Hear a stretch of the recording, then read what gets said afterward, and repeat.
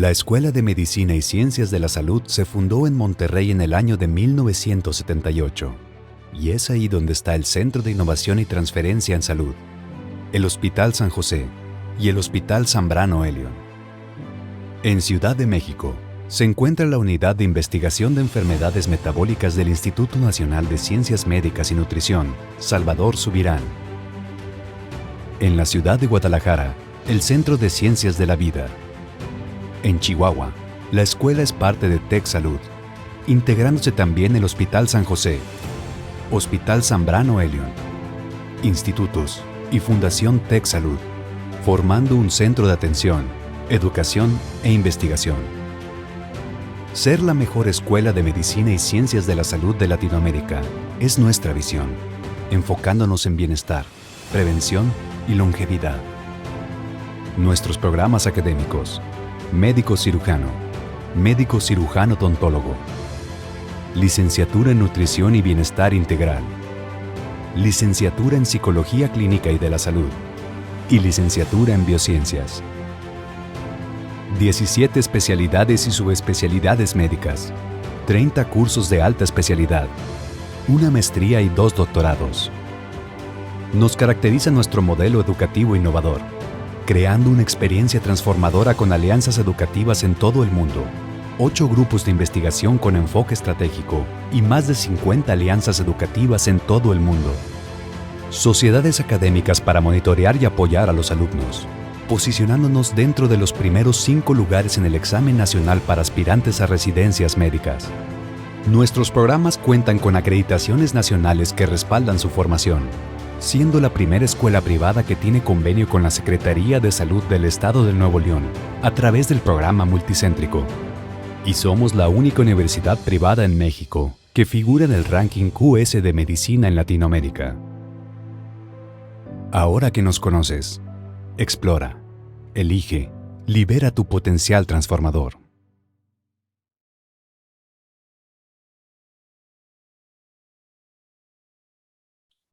Muy buenos días tengan todos ustedes. Soy el doctor Oscar Valencia, coordinador de este espacio de educación médica continua. Antes de dar inicio a nuestra sesión, les recordamos mantener en silencio sus micrófonos. También les pedimos que todas las preguntas las hagan a través del chat y al final de la sesión las haremos llegar a nuestra ponente. También les pedimos que pongan su nombre completo en la pantalla, esto con el fin de poder tener el nombre exacto para las constancias. También les pedimos que al final de la presentación nos hagan favor de llenar una encuesta de satisfacción. En nombre de la Escuela de Medicina y Ciencias de la Salud, les doy la más cordial bienvenida a la sesión académica de pediatría. Hoy tendremos un tema extremadamente importante y trascendente con una invitada también sumamente especial. Ella es la doctora Tania Certuche Maldonado y es médico internista y es experta en estos temas y por eso la hemos invitado. Me voy a permitir dar una pequeña reseña de una amplia actividad que tiene la doctora y trayectoria. Y ella estudió medicina en la Escuela de Medicina del Tecnológico de Monterrey. Tiene una maestría en medicina paliativa por la Universidad Autónoma de Madrid. Ella hizo la especialidad de medicina interna en el programa multicéntrico del Tecnológico de Monterrey en conjunto con la Secretaría de Salud del Estado de Nuevo León. Y actualmente se encuentra cursando un doctorado en investigación clínica del Tecnológico de Monterrey. Su tesis es precisamente la microbiota intestinal en COVID, tema que nos va a presentar el día de hoy. También está en curso su fellow en medicina integrativa por la Academy of Integrative Health and Medicine. Ella está certificada en medicina funcional por el Institute of Functional Medicine en Estados Unidos. Ha sido parte del equipo de COVID en TechSalud durante esta pandemia. Se ha enfocado y ha trabajado intensamente con los residentes y con otros médicos en la atención a pacientes COVID. Fue directora de la especialidad de medicina interna del programa multicéntrico del Tecnológico de Monterrey y Secretaría de Salud del Estado de Nuevo León. Y actualmente es la directora de Bienestar y Medicina de Estilo de Vida en TechSalud. Este es un tema, como les comentaba, extremadamente importante, como la microbiota es un ecosistema que tiene muchísimas funciones de protección. El sistema inmunológico es extremadamente importante, también en el metabolismo, en la nutrición, en el estado de ánimo. Y de esto, pues nos va a hablar la doctora, cómo el ver todas esas alteraciones, pues también tiene repercusión de manera sistémica. Tania, nos da muchísimo gusto que estés con nosotros y adelante. ¿Qué tal a todos? Muy buen día. Les agradezco mucho la invitación y siempre es un gusto para mí poder compartir este espacio con ustedes. Voy a compartir pantalla. Ahí ya la ven. Ahora sí. Ok. Muy bien. Creo que ya la ven completa, ¿verdad? Sí. Perfecto. Bueno, pues muchísimas gracias nuevamente por la invitación. Quiero ser un poquito disruptiva del orden convencional de las sesiones y quisiera que en este momento pues nos tomáramos todos unos 10 segunditos, 15 segunditos para que piensen en algo que los haga sentirse agradecidos el día de hoy. Esto lo digo porque al final esta pequeña introducción que voy a tener pues quiero meter un poquito de mi cuchara y hablar un poquito más allá de la parte física de la microbiota, sino todo este modelo integrativo que me interesa mucho que todos conozcamos y que al final creo que es el futuro para poder realmente cambiar pues la epidemiología de nuestro país, ¿no? Entonces, quisiera que se tomen 10 segundos, el que quiera después compartir porque se siente agradecido hoy ahí en el chat, se lo voy a agradecer también. Y bueno, yo ya lo había pensado antes, pero ya sé por qué estoy agradecida del día de hoy.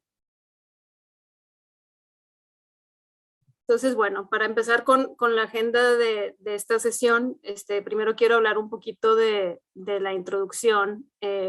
Como les digo, me interesa, ya que tengo el espacio, poder hablar un poquito más sobre la problemática que tenemos en nuestro país de enfermedades crónicas y de nuestro sistema de salud actual.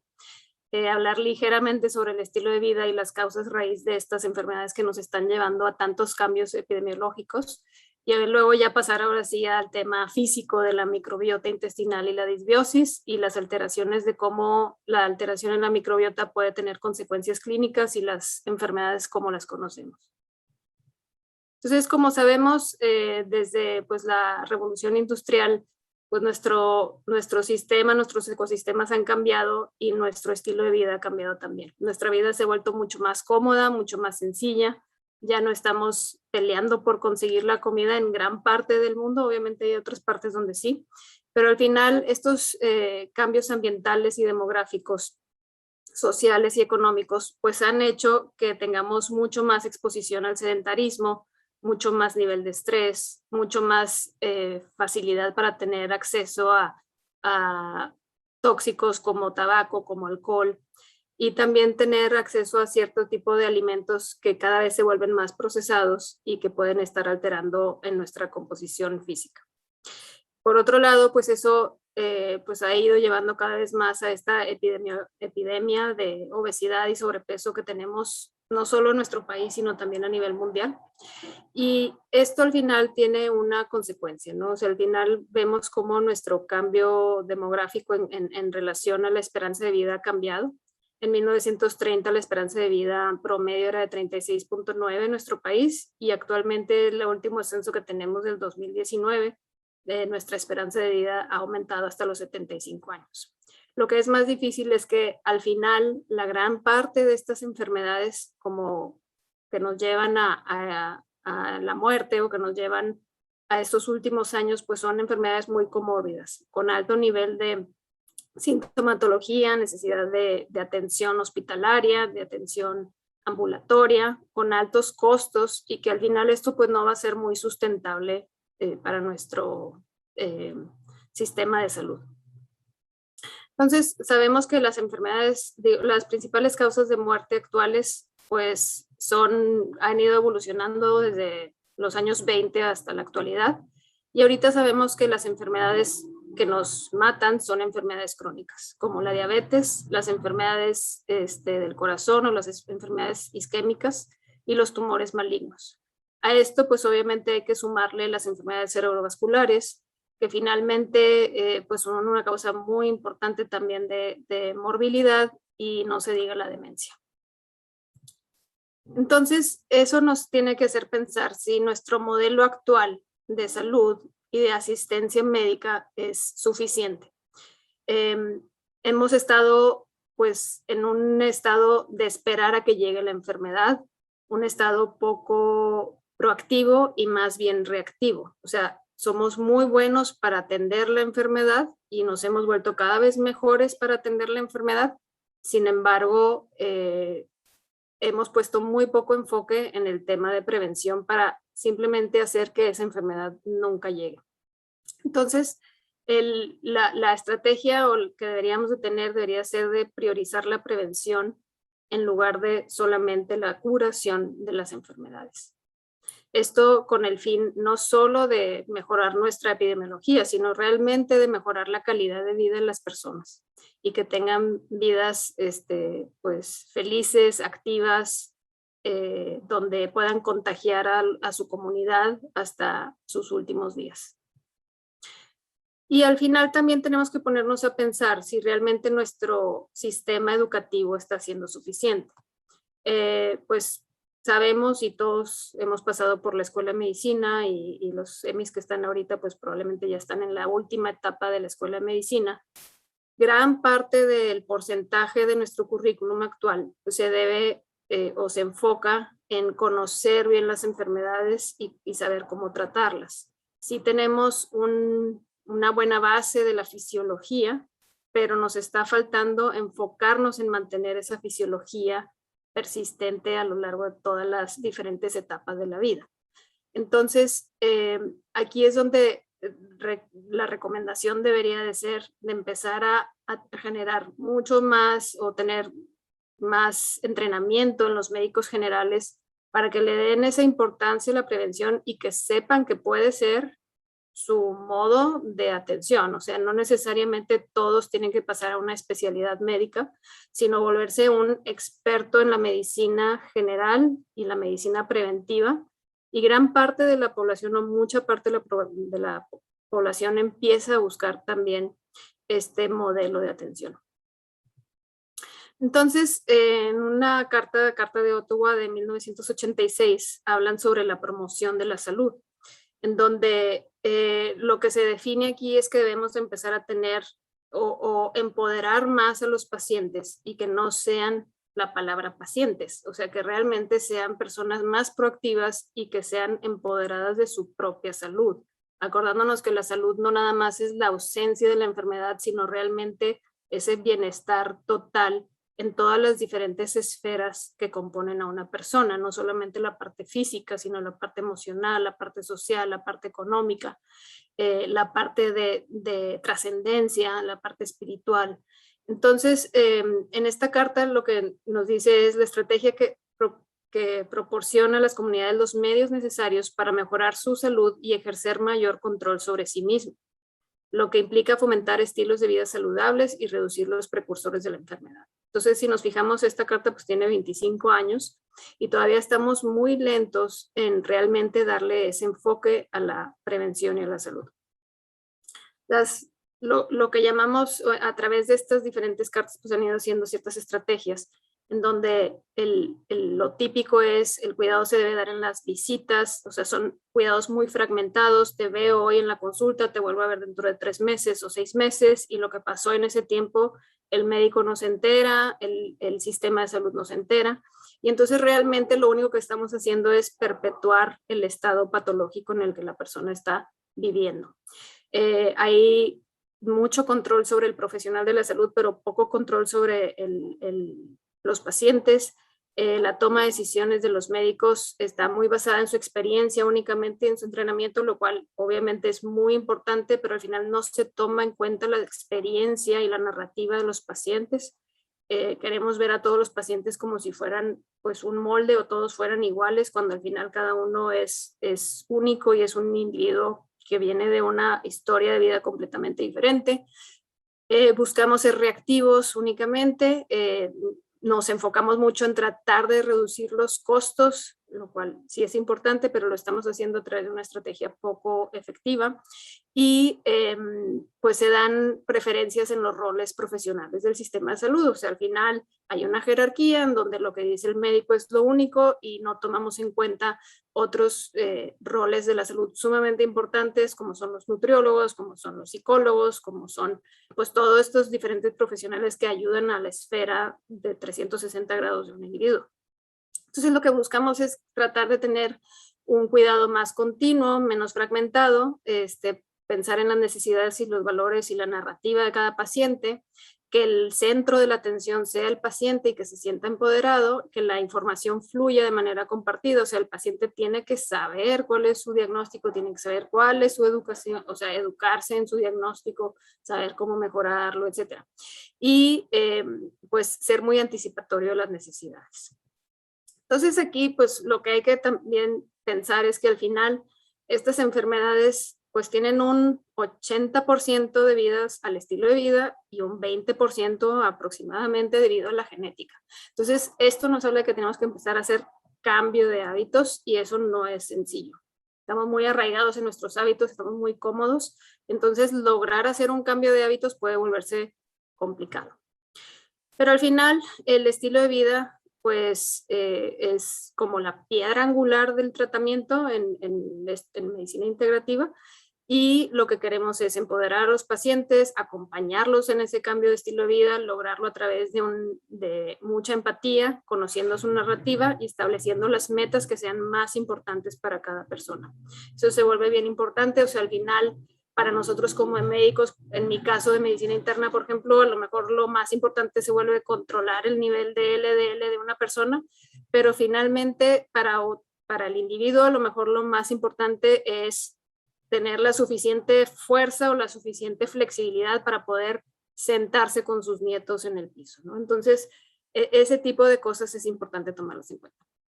Entonces, los pilares del estilo de vida pues, son la alimentación, el movimiento, la relajación, el sueño y las relaciones sociales. Si nosotros nos enfocamos en dar el tratamiento para estos diferentes rubros, pues al final podemos lograr mucho más en el paciente y mucho más bienestar y más calidad de vida y la consecuencia de todo eso va a ser la mejoría del LDL, la mejoría de parámetros en los laboratorios y de disminución de eventos cardiovasculares, entre otros.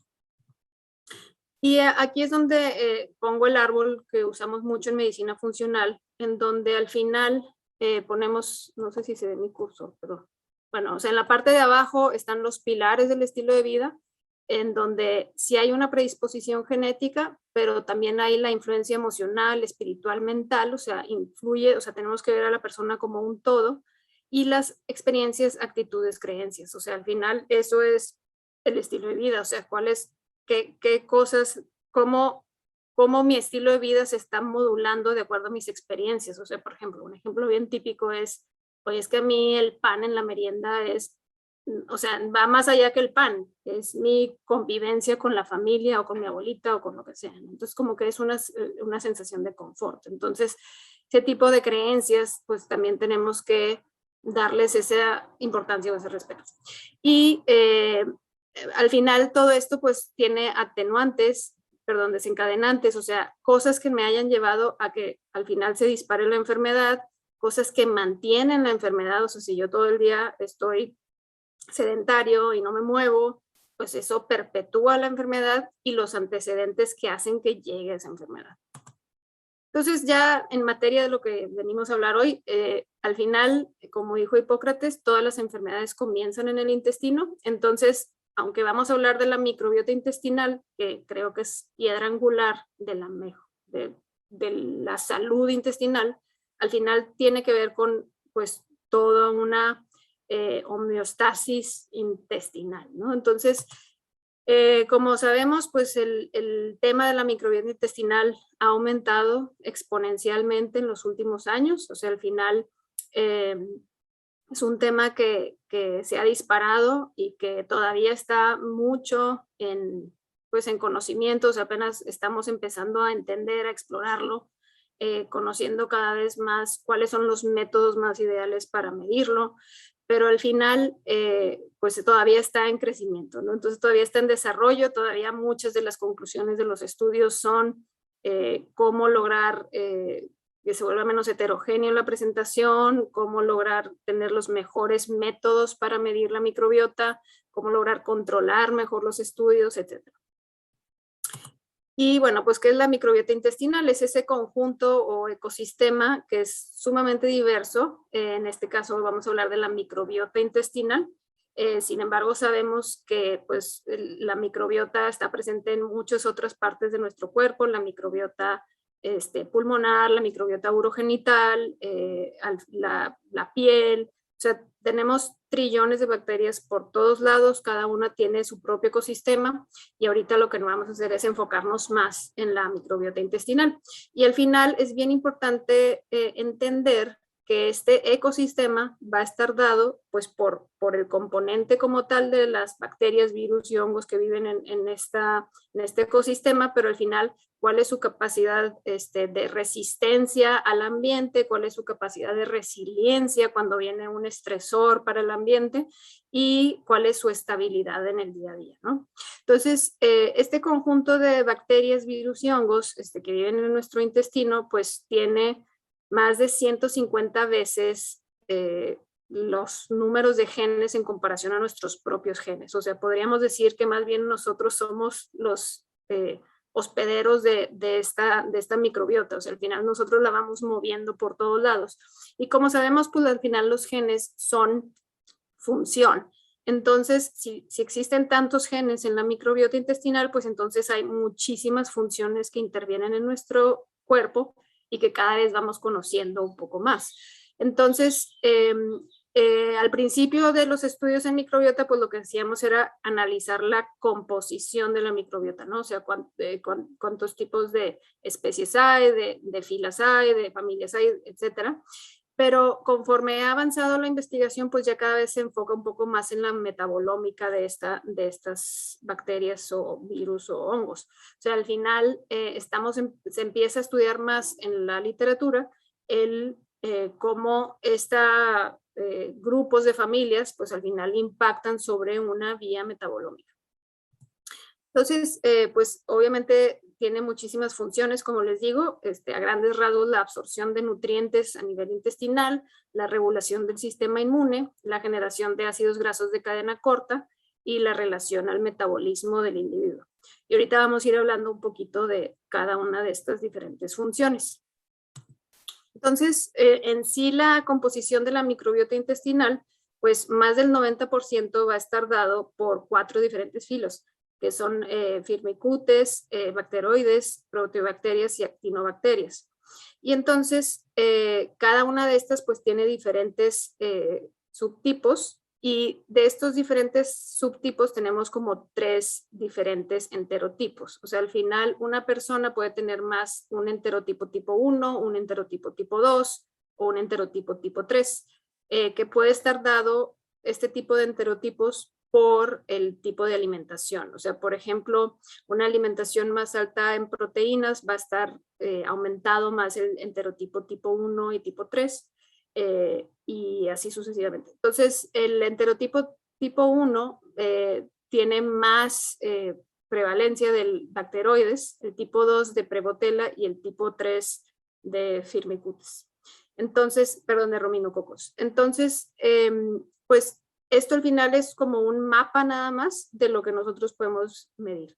Y existen diferentes tipos de manera de medir la microbiota. O sea, al final pueden utilizarse, o sea, lo que utilizamos mucho es la región hipervariable del ADN de las bacterias, y se pueden poner primers a través de PCR para escoger qué tipo de bacterias hay y hacer un barrido de las bacterias según los primers que se pongan, y se ponen muchísimos tipos. O al final se puede hacer una secuenciación en donde lo que haces es poner la muestra y que te arroje absolutamente todos los diferentes tipos de ADN, y entonces ya a través de programas computacionales pues se van agrupando según las especies y las familias. Entonces, al final, una de las cosas más importantes es hablar sobre la pared intestinal. Y aquí yo quiero como poner la asociación con Game of Thrones y con la pared O sea, que al final si yo tuviera que decir quiero proteger algo en mi cuerpo, o sea, si me dieran a escoger y me dijeran tienes que proteger algún órgano o algo de tu cuerpo, pues yo les diría lo más importante es proteger la pared intestinal, porque realmente gran parte de la raíz de muchas enfermedades parece que vienen de esta alteración en la permeabilidad intestinal. Y entonces al final este es pues un esquema muy sencillo, luego lo vamos a ir como pues desglosando un poquito más, pero pues vemos la diferencia entre un intestino sano y un intestino permeable, en donde al final diferentes componentes de la pared intestinal permiten tener una pared pues que realmente funcione como una frontera, ¿no? O sea, al final nuestro intestino se vuelve una interfase y es la interfase más grande para protegernos del medio ambiente. Entonces va a ser muy importante esta interfase para poder protegernos de los antígenos hacia afuera, de los microorganismos, de proteínas que nuestro cuerpo no reconoce como propias, y entonces además va a permitir que puedan absorberse nutrientes y que todo lo que nosotros, pues por lo que nos alimentamos al final es para tener la materia prima para que nuestro cuerpo funcione, pues pueda absorberse de manera correcta. Entonces, una de las, vamos a ir como poniendo los diferentes componentes de la pared intestinal. Uno de los componentes más importantes se vuelven las uniones intercelulares. Al final, pues estas uniones son uniones estrechas que pues, nosotros conocimos en nuestras primeras clases de medicina, al menos en mis tiempos eran en los primeros años, pero se vuelven sumamente importantes y cada vez se empiezan a utilizar como biomarcadores para diferentes enfermedades. Entonces, al final sabemos que los nutrientes o cualquier cosa del exterior hacia el interior puede entrar o debe entrar a través de una vía transcelular. Entonces, nuestro epitelio, que es una capa única, al final es el encargado de decir, pues, te permito entrar, y entonces a través del internamiento de la molécula o del lipopolisacárido, lo que sea, la célula tiene la capacidad de ir como estudiándolo mientras pasa por la vía transcelular, presentarlo al sistema inmune de una manera controlada y entonces evitar una reacción inmune severa. Y para eso nosotros pues tenemos diferentes proteínas que ayudan a esa unión intercelular como la claudina, la ocludina, los desmosomas, entre otros, ¿no? Entonces, al final van a tener que ver también con la absorción correcta de electrolitos y de agua, entonces todo eso importa para esa salud inicial de la pared intestinal. Cuando hay enfermedades como por ejemplo enfermedad inflamatoria intestinal o por ejemplo también en síndrome de intestino irritable, al final una de las maneras de medir qué tanto empieza a haber esa permeabilidad intestinal es en este momento a través de la medición de la sonulina, o sea, se ha visto aumento en la sonulina en este tipo de enfermedades, sobre todo las inflamatorias. Otro de los componentes más importantes en la pared intestinal o que es parte de la salud intestinal son los ácidos grasos de cadena corta. Estos son, yo les digo a los pacientes como cementitos que unen, que son los cementitos formados por las bacterias que nos permiten la unión de las uniones estrechas. O sea, al final es como esa energía que necesita nuestro enterocito para poder generar las uniones estrechas, para poder generar esa salud de la célula del enterocito y poder darle energía a nuestro intestino y energía a las mismas bacterias. Entonces, estos ácidos grasos de cadena corta pues son lineares, tienen 6 carbonos y al final los más importantes o el 90% de ellos son el butirato, el acetato y el propionato.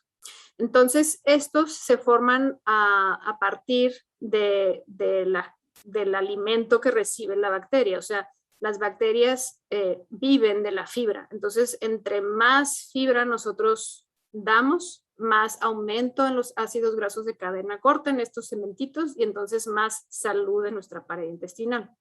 Y aquí es donde, pues, tienen funciones como les digo, a nivel local para mejorar la función de la pared, pero cada vez hay más estudios donde también vemos que los ácidos grasos de cadena corta no se quedan únicamente en el intestino, sino que se pueden medir sistémicamente y que afectan a la salud metabólica, por ejemplo, o sea, entre otras, ¿verdad? Pero una de donde más se ha estudiado es a través de la salud metabólica. Entonces, por ejemplo, tienen mucho que ver o se han estudiado mucho en relación a la obesidad.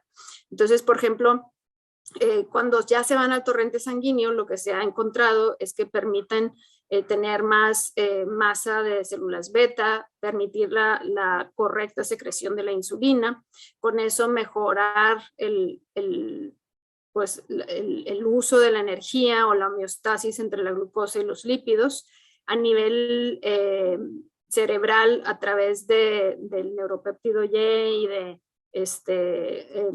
GPL1 hace que tengamos más sensación de saciedad, disminuye la lipólisis y pues aumenta la sensibilidad a la insulina, permite que haya más oxidación de ácidos grasos, eso ayuda mucho al nivel de la salud mitocondrial y disminuye también nuestro sistema inflamatorio a través de la regulación de la respuesta inmune.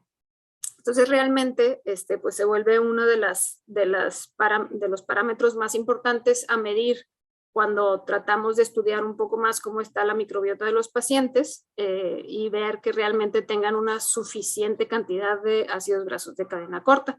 En especial el butirato es el que más se ha asociado a esta salud metabólica. Entonces en estudios en personas con obesidad, donde vemos más depletado es en la generación de butirato. Porque en los pacientes con obesidad vemos un aumento, una relación más alta de firmicutes, que son los que menos producen esto. Entonces, pues bueno, como les decía un poquito en relación a la última slide, o sea, hay más riesgo de obesidad y adiposidad si no mejoramos estos niveles. Hay más aumento de butirato cuando tenemos más lactobacillus, Akkermansia, bifidobacterium. Y se ha visto también, o sea, lo que decía ahorita, o sea, al final estos ácidos grasos los vamos a ver más aumentados cuando comemos más fibra. Entonces, por ejemplo, tanto en ratones como en personas con obesidad se han dado suplementación con fibras no fermentables tipo inulina por cierto número de días y lo que se ve es una mejoría en este aumento de nivel de ácidos grasos de cadena corta y también mejoría pues en la composición corporal como tal. Otro de los componentes más importantes en la pared intestinal es la IgA secretora. Al final pues sabemos que tenemos diferentes tipos de inmunoglobulina, pero la IgA es nuestra principal inmunoglobulina para la defensa en nivel de las mucosas. Entonces pues como sabemos uno de los componentes más importantes de la pared intestinal es esa generación del moco intestinal, es una de nuestras primeras, la primera línea de batalla en nuestro intestino, entonces digamos que es con lo primero con lo que se topa pues, el lipopolisacárido de las bacterias o las proteínas no degradadas de los alimentos, entre otros.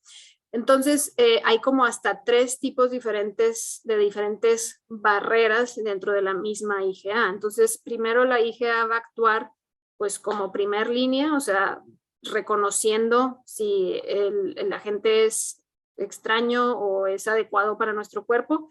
Si eso no funciona, entonces hay como acoplamiento de IgAs diméricas en donde lo que hacen es todavía hacer más fuerza y en el tercer tipo de defensa contra el cuerpo, pues al final intervienen en la función de las células Kupffer, que también sabemos pues, que son nuestros macrófagos de los más importantes, entonces permiten esa como reconocimiento de nuestros patógenos. Entonces, otra de las cosas que podemos medir para ver cómo está la salud intestinal es el nivel de IgA secretora en nuestro intestino.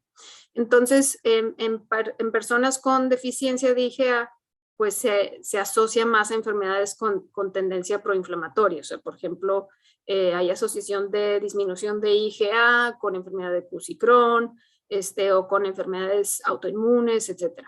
Entonces, pues el lograr mejorar los niveles de IgA se vuelve otra de las estrategias de tratamiento. Y también se ha visto que ese aumento de IgA pues también está dado por esta alimentación, o sea, una alimentación más alta en fibra, más alta en fitonutrientes. Muy bien. Siguiente línea de defensa, pues al final es esa interacción que tiene nuestra pared intestinal con el sistema inmune. Sabemos que el 60 al 70% de nuestro sistema inmune se encuentra en el GALT, que es nuestro sistema inmune o linfoide asociado al intestino.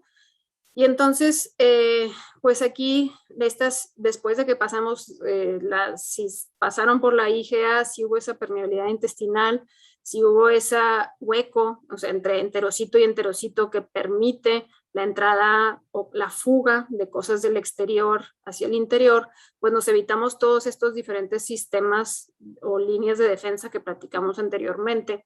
Entonces no se presentan los antígenos de una manera controlada a través de los macrófagos o de esa primer prueba en los macrófagos, y entonces podemos empezar a generar aumentos más importantes a nivel inflamatorio, con mayor generación de interleucina 1, interleucina 18, disminuye la interleucina 10, que al final es más reguladora protectora, y también todos estos aumentos en diferentes estudios experimentales de interleucinas proinflamatorias, interleucina 1, 18, TNF,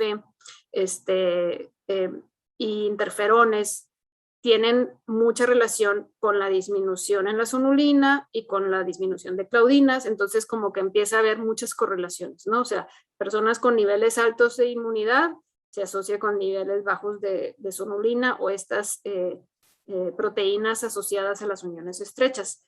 Y también sabemos que hay más aumento de proteasas por parte de los macrófagos que ya bañan esta segunda parte de la pared intestinal o del otro lado ya de la pared.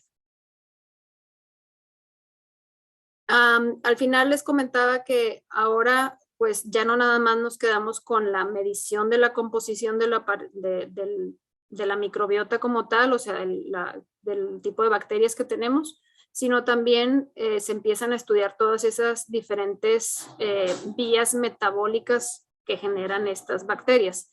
Entonces, de las principales que se miden o que han sido más estudiadas son las asociadas a la generación de ácidos grasos de cadena corta, que ya platicamos son los cementitos o lo que nos ayuda a pegar esa pared intestinal, la regulación autoinmune, o sea, medición de interleucinas o las vías para generar estas interleucinas, y la generación de diferentes inflamosomas, o sea, al final la medición de vías como el NLRP6, que está muy asociado como inflamosoma a muchas diferentes enfermedades, entre una de ellas el COVID.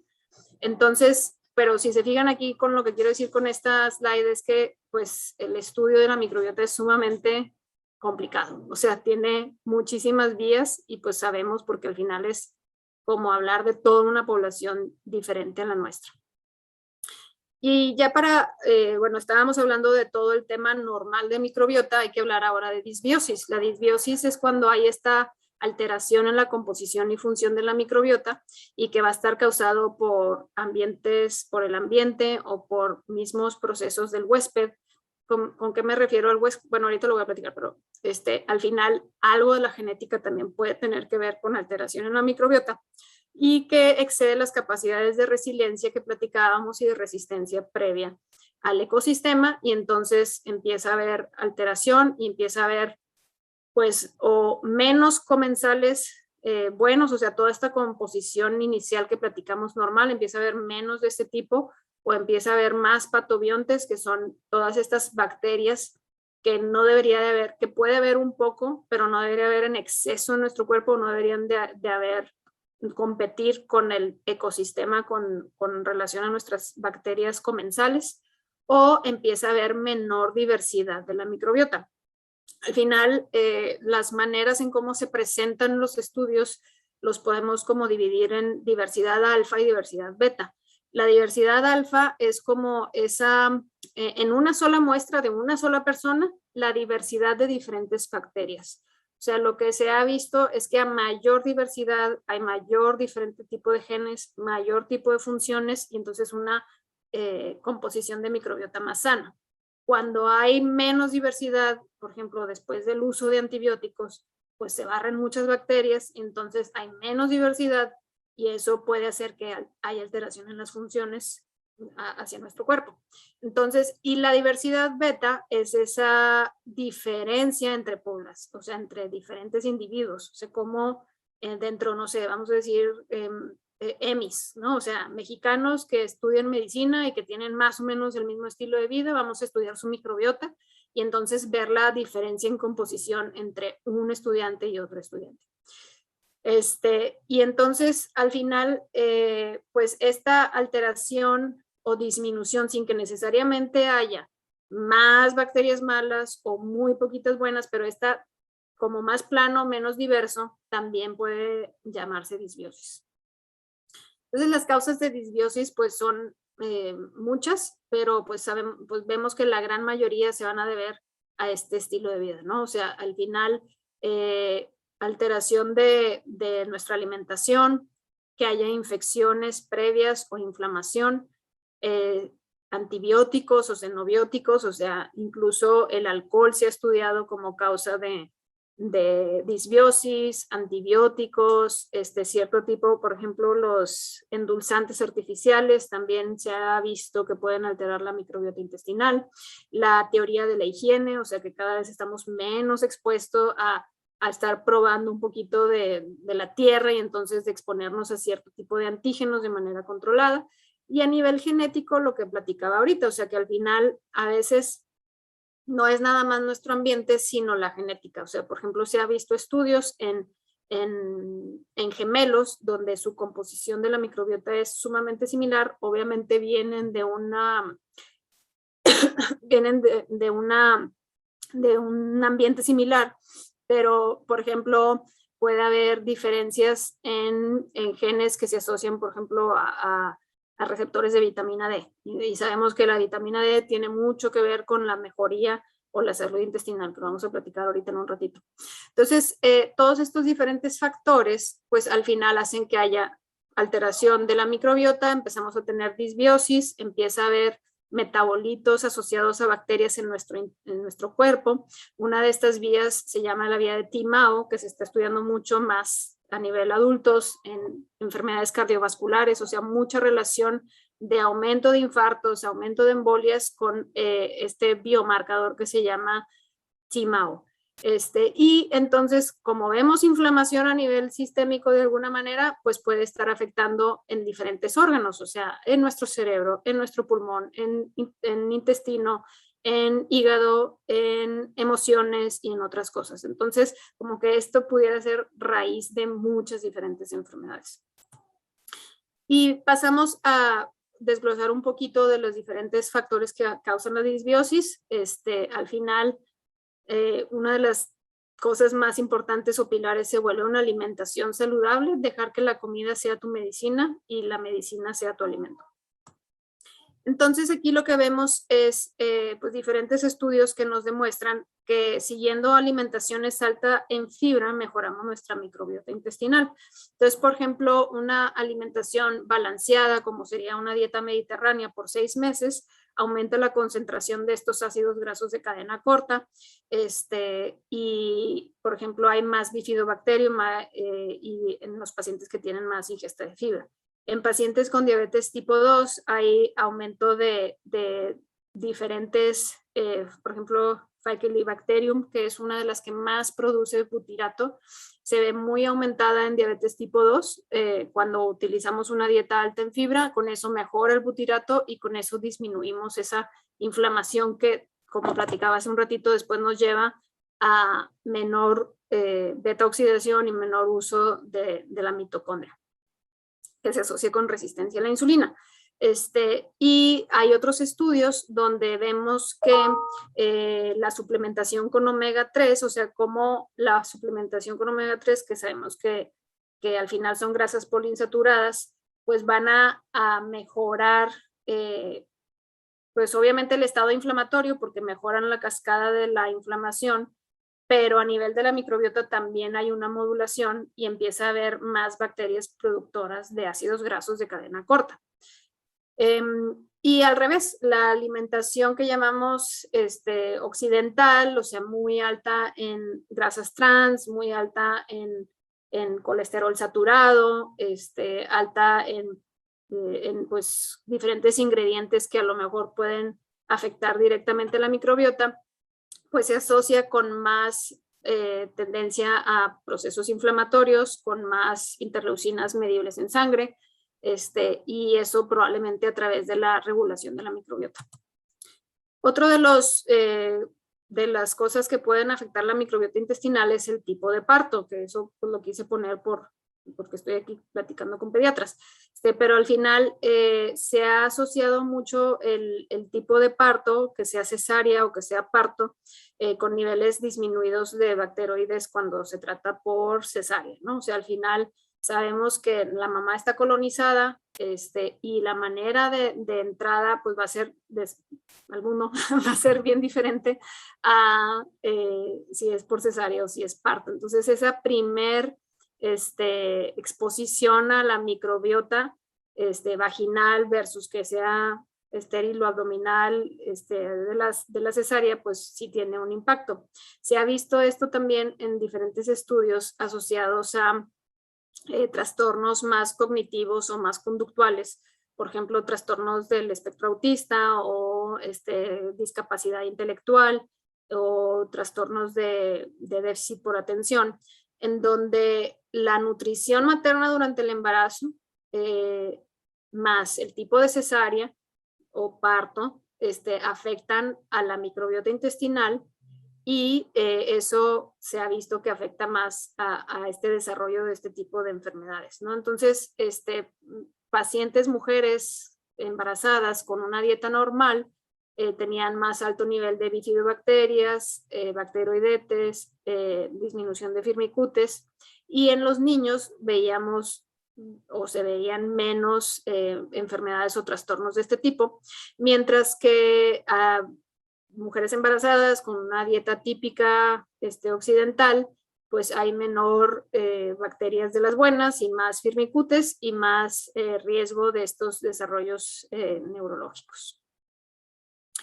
Otra de las causas bien importantes que hay que tocar en esta sesión es el estrés. O sea, al final, como decíamos al inicio, o sea, el tipo de vida mega productiva, industrializada, en donde si no te estás estresado, estás mal, pues nos lleva también a alteraciones en la microbiota. Y entonces esto pues lo vemos a través de la activación del eje hipotalámico, pituitario, adrenales, en donde esa sensación de pues constante estrés afecta nuestro sistema límbico, eso actúa sobre este sistema del HPA, aumenta el cortisol a nivel sistémico y eso puede causar más contracción a nivel muscular, digamos, de músculo liso a nivel intestinal, menor o más riesgo de más activación de mastocitos, con más liberación de histamina a nivel intestinal, y eso que se vea como un patógeno, como un estresante para nuestro sistema inmune intestinal. Y entonces, por lo mismo vemos, por ejemplo, en síndrome de colon irritable, colitis, pues mucha asociación de este trastorno con estrés, ¿no? Entonces, eso afecta a nuestro sistema inmune a nivel intestinal y eso a la vez tiene una regulación como positiva, o sea, este aumento del sistema inmune a través de TNF-alfa y de los otros interleucinas que hemos platicado, pues van de regreso a nuestro cerebro y entonces también pueden llegar a causar otras enfermedades como depresión o como ansiedad, etc. Entonces se vuelve como un círculo vicioso, o sea, tanto el cerebro hacia el intestino como el intestino hacia el cerebro, y eso es lo que se conoce o se ve en la literatura como el brain gut axis.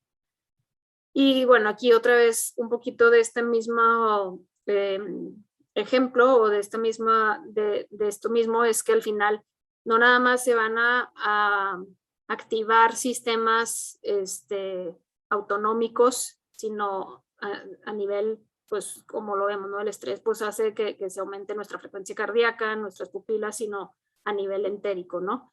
y eso activar todos estos sistemas neuroendocrinos, y todo en la mucosa intestinal lo vemos pues a través de la liberación de más histamina.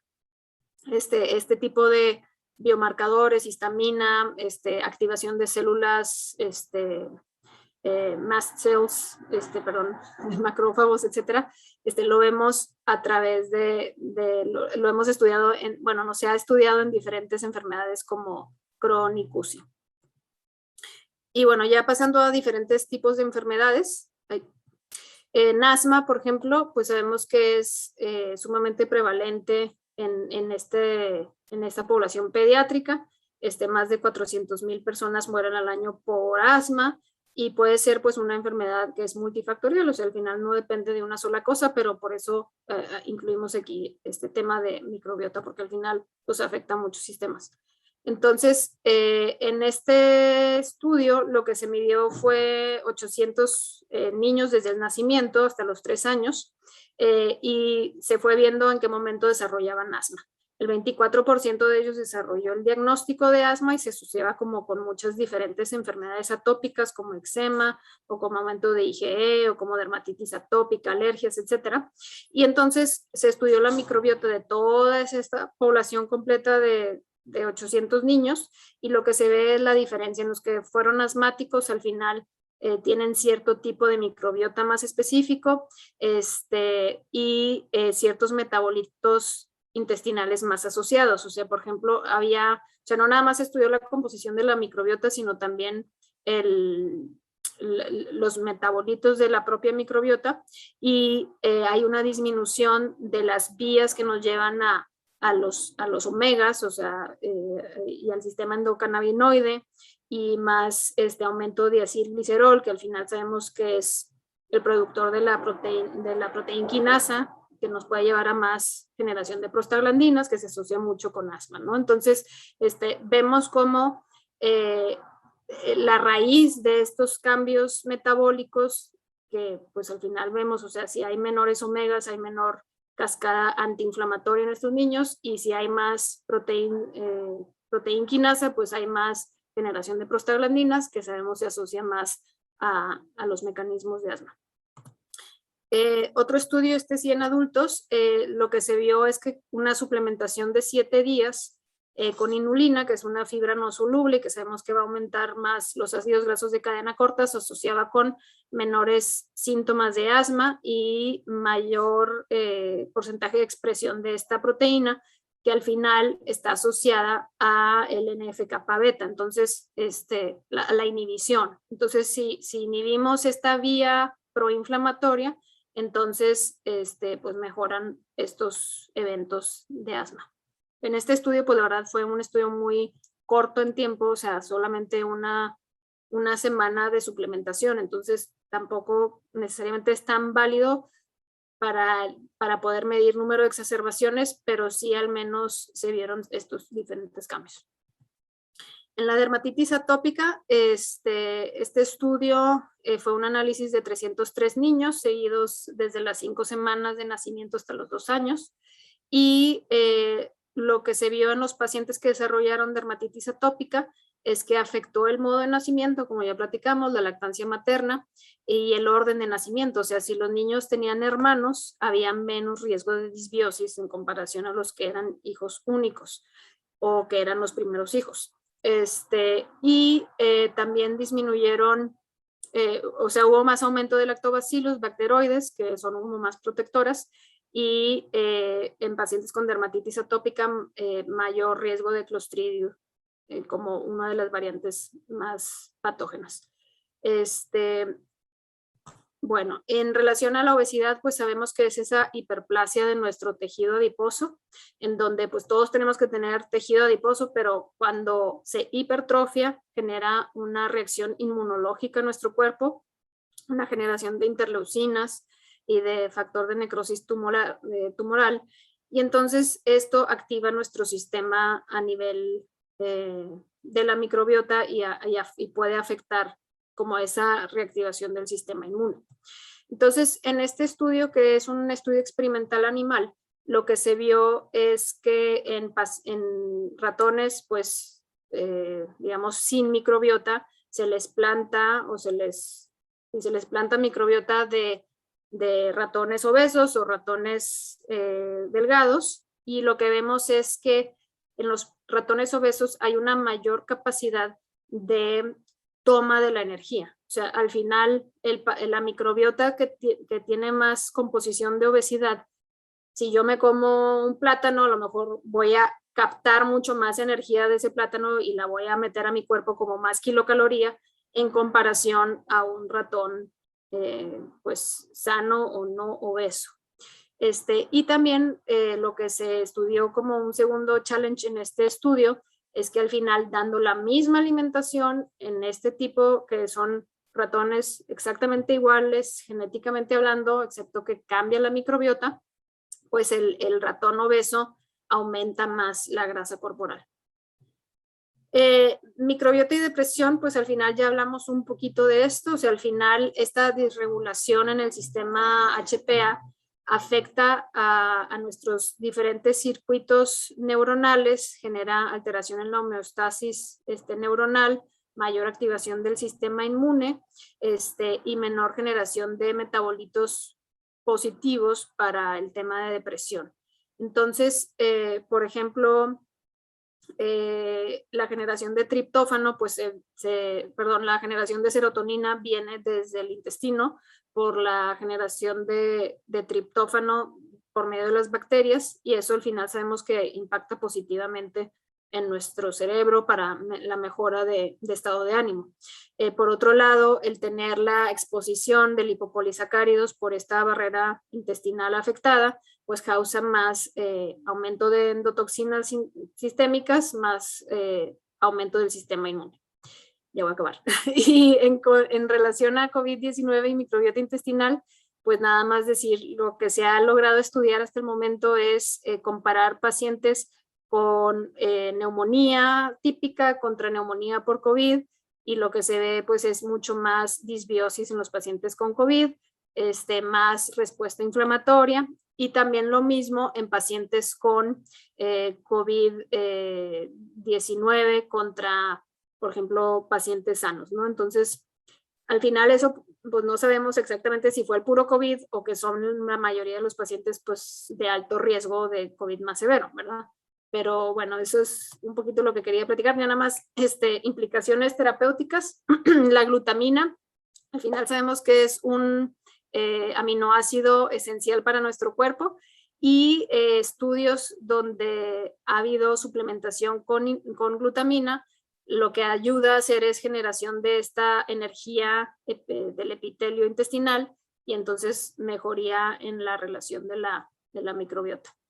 En vitamina D, nada más bien rápido, es sumamente importante para estas uniones estrechas a nivel intestinal. Entonces, tener muy bajos niveles de vitamina D, pues sabemos que se asocian con todas estas diferentes enfermedades, y creemos que puede venir desde ahí la causa de por qué, digo, entre otras cosas, ¿verdad? Porque al final funciona a nivel del núcleo celular, pero al final una de las funciones donde más puede estar afectado es en las uniones estrechas.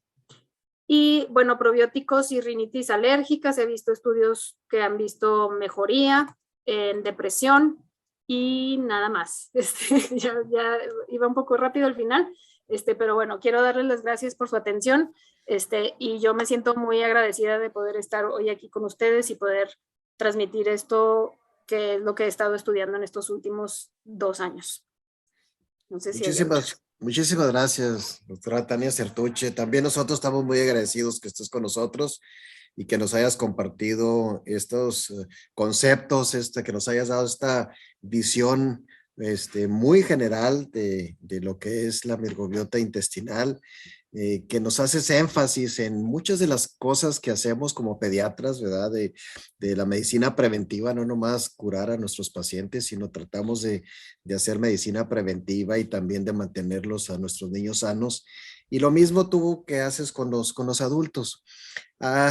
Quisiera hacerte una pregunta en cuanto a tú como internista recibes a los adultos jóvenes, y que seguramente en algunos de ellos piensas, si hubieran tenido un estilo de vida mejor, estarían más sanos, tendríamos menos problemas?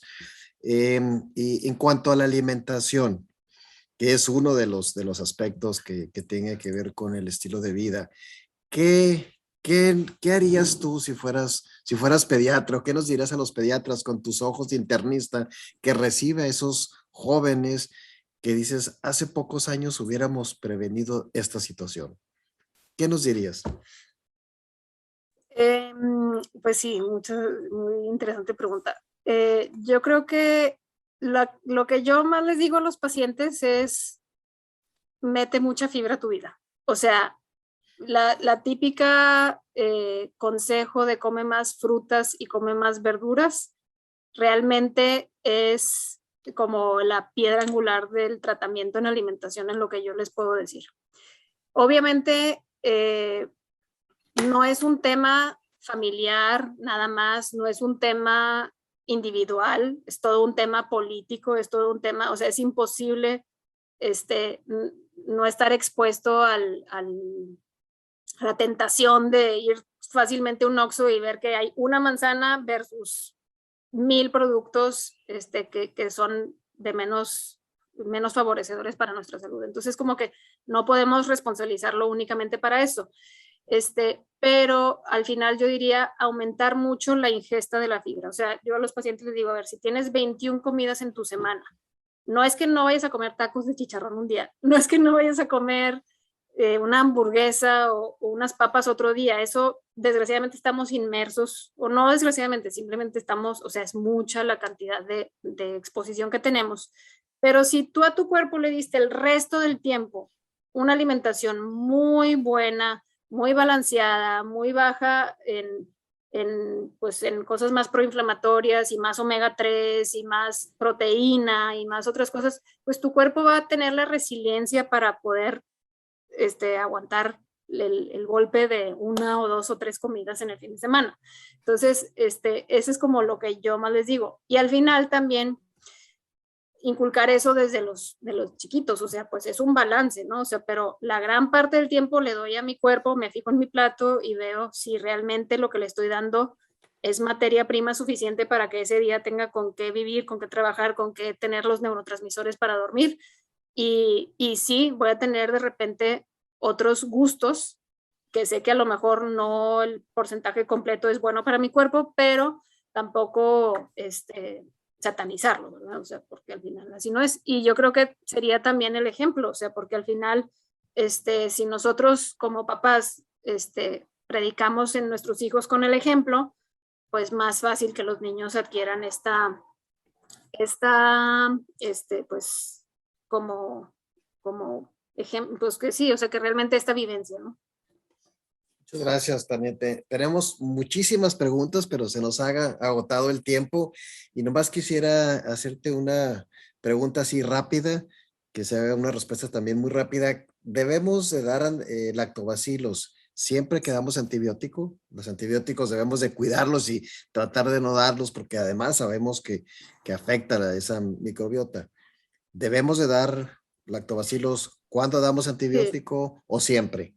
Sí, pues mira, ahorita la verdad no hay estudios que se usen lactobacilos de manera profiláctica junto con los antibióticos. O sea, sí, siendo así como sumamente estrictos de lo que está basado en evidencia, sería únicamente cuando tenemos infección por Clostridium posterior al uso excesivo de antibióticos. Primer paso, yo diría, pues sí, obviamente dentro de lo que quepa posible, evitar el uso de antibióticos y si es necesario, obviamente ser lo más dirigidos posible, o sea, no dar antibióticos de amplio espectro, si es algo que se puede localizar un poquito más. Y como tercer paso, yo lo que les diría, mientras que no tengamos más evidencia al respecto, sería continuar una alimentación muy alta en fibra a través de, no hablamos de prebióticos, pero al final a través de alimentación más prebiótica, y nada más. Si es ya un paciente, oye, que pues tiene más inmunodeficiencia, está más expuesto a antibióticos o ha pasado por infecciones recurrentes y otras cosas, yo creo que en la práctica yo lo he hecho y sí lo hago, y sí pues trato de, cuando se trata de un probiótico, utilizar un probiótico Idealmente, por ejemplo, pues según el cuadro clínico, ¿verdad? Pero ver si ya hay estudios, porque pues muchas veces no hay ni siquiera estudios con cierta patología específica o está muy poco claro, pero tratar de que sea multicepa, y que no sea, o sea, acuérdense, yo les digo como, es como en el Amazonas, o sea, si nada más metes trillones de changos, pues vas a afectar todo el ecosistema, entonces como que tratar de hacerlo un poquito más, parecido a lo que sería una flora normal, pero al final hay que acordarnos, es lo que decía, la complejidad del estudio, o sea, al final la flora normal no es la misma aquí que va a ser la misma en Europa. Entonces, todo eso tiene que ver. Muchísimas gracias, Tania. Muchísimas gracias también a toda nuestra audiencia. Siempre estamos muy agradecidos de haberte tenido aquí con nosotros y que nos hayas expuesto esto. Que tengan un excelente día. Les pedimos nos hagan favor de llenar su encuesta de satisfacción y los esperamos la próxima semana con otro tema extremadamente interesante con la doctora Marcela Sandoval. Muchísimas gracias, que tengan un excelente día. Gracias.